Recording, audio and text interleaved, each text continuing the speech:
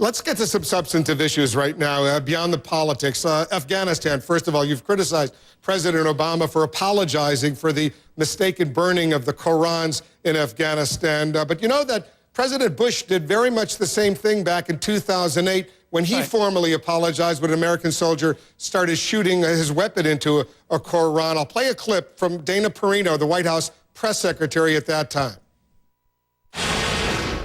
I believe it was either the first or the second issue that the president brought up to tell Prime Minister Maliki he had heard about the incident where the Quran was desecrated, and he apologized for that in the sense that he said that we take it very seriously. We were concerned about their reaction. We wanted them to know that the president knew that this was wrong.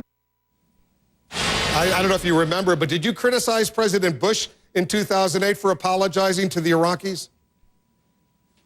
Look, I wasn't a presidential candidate at that point. What I will say is the U.S. Army destroyed Bibles in 2009.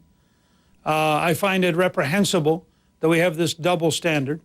I find it at the present time, you have Americans being killed in Afghanistan over this issue.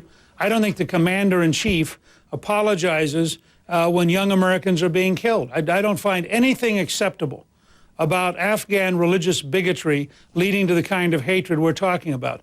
And the fact that Americans aren't even supposed to be allowed to talk about it is baloney. Churches get burned in Nigeria. Does anybody apologize? Churches get burned in Egypt. Does anybody apologize? Churches are burned in Malaysia. Does anybody apologize? The Iranians last week sentenced a Christian minister to death. Is anybody apologizing?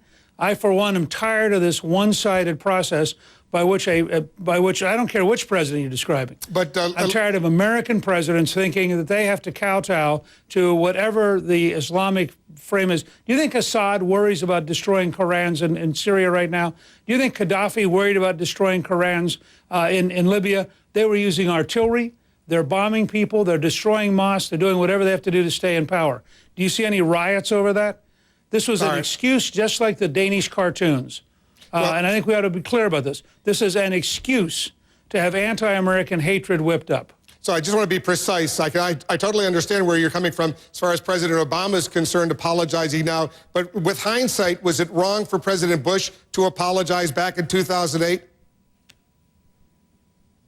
Look, I think we should always have respect for various religious documents. But I would also ask you, Wolf, why was it okay for the U.S. Army to burn Bibles?